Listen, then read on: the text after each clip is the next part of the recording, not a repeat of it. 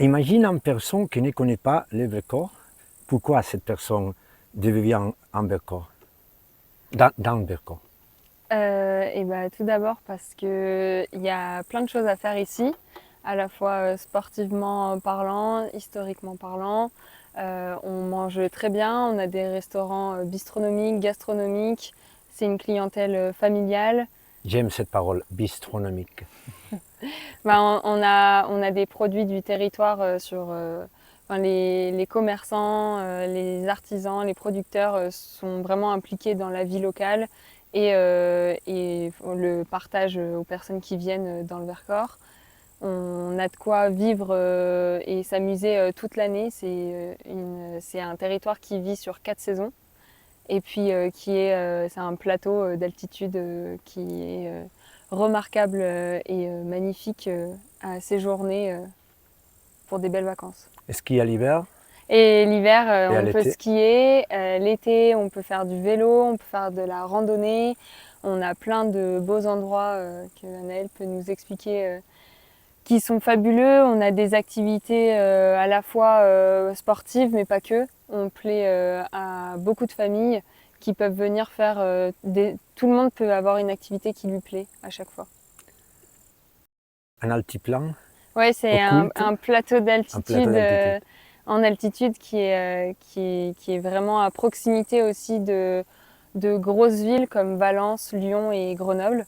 On n'est qu'à 35 minutes de Grenoble. Et à partir de ce moment-là, on peut bouger sur un grand plateau avec plein de communes qui ont chacune leur particularité et deux belles vallées à explorer. Un grand forteresse calcaire, non? Oui, exactement, le Vercors, c'est une grande forteresse calcaire au bord de la vallée du Rhône. Un petit peu cachée, il faut franchir le pas pour aller la découvrir, passer la forteresse, venir découvrir le cœur du territoire. Et le mot pour le Vercors, c'est accessible. C'est accessible parce que c'est la porte d'entrée dans le massif des Alpes depuis le sud.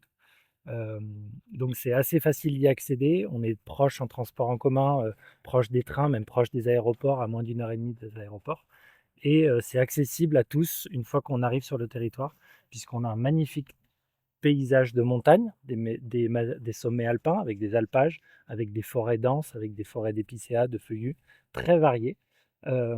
Donc on a à la fois ce côté massif alpin spectaculaire et cette accessibilité du fait qu'on est un plateau, avec un relief modéré et sur lequel tout un chacun va pouvoir trouver son compte pour faire tout un panel d'activités très variables, de la spéléologie au canyon, au parapente, au vélo, au ski en hiver, au ski nordique, à la raquette.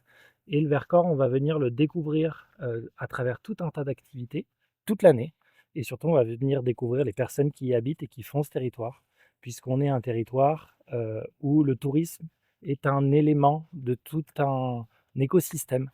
Et on va rencontrer des gens qui vivent et qui font vivre le territoire tout au long de l'année, qui produisent des produits locaux, qui tiennent des gîtes, qui tiennent des hôtels, des commerces, et qui vont faire découvrir et partager leur Vercors à eux et la façon dont ils font vivre. C'est cette richesse-là qu'on peut avoir Et et une qu'on belle peut histoire. profiter. On a une très belle histoire patrimoniale à partager aussi.